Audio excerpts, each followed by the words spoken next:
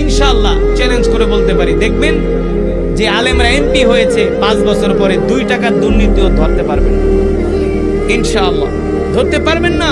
MP ছিলেন মাওলানা সাইদি রহমতুল্লাহ আলাই, মতিউর রহমান নিজামী, আলী হাসান মুজাহিদ। মতিউর রহমান নিজামী শিল্পমন্ত্রী ছিলেন, তার মন্ত্রণালয়ে 2 টাকার দুর্নীতি দেখাইতে পারে না।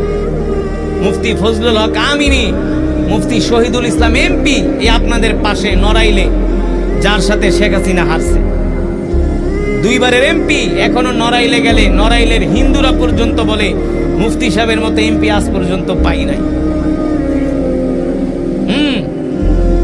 আলেমরা দুর্নীতি করে না, জনগণের সম্পদ চুরি করে না।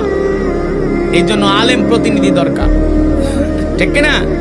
শুধু আলেমদের কথা বলবো না, আলেমরা ছাড়া অন্য দলেও যদি নামাজি, দিনদার, ভালো লোক থাকে, পরহেজগার, তাকেও আপনারা সমর্থন করবেন।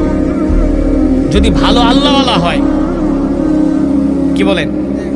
যদি আল্লাহওয়ালা হয়, দিনদার হয়, নামাজ পড়ে, তাকেও সমর্থন করবেন। আপনাদের এলাকার থেকে চেয়ারম্যান নির্বাচন করবেন হাফেজ মাওলানা মনোয়ার হোসেন মুমিন, আপনারা তাকে সমর্থন করবেন। একজন আলেম, তরুণ, ইয়াং, এমন একজন তরুণ দরকার সমাজের নেতৃত্ব দেওয়ার জন্য, কি বলেন? আপনারা তাকে সমর্থন করবেন, তাকে সহযোগিতা করবেন,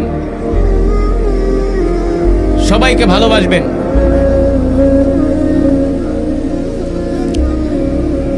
নির্বাচন না, মানে এমনি একজন আলেমের সম্বন্ধে বলছি, তাকে সহযোগিতা করবেন, তাকে আপনারা ভালোবাসবেন। একজন আলেম হিসাবে একজন আলেমের পক্ষে বলছি, এটা কোনো অপরাধ না। আপনারাও যদি, আমি সবার কথাই বলছি যে নামাজি, দিনদার, আল্লাহওয়ালা, পরহেজগার, সবাইকে আপনারা ভালোবাসবেন, সবার পক্ষে থাকবেন। এই ওয়াজ করা শুধু দায়িত্ব না, অনেক কথা বলে আলেমের দায়িত্ব।